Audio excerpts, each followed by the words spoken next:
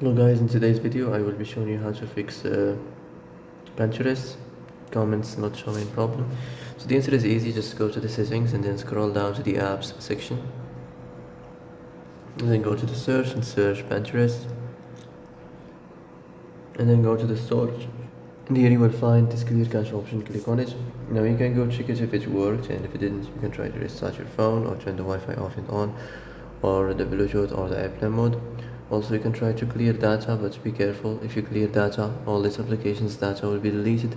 This includes all files, the settings, the accounts, the databases, etc. So be careful if you want to clear your data.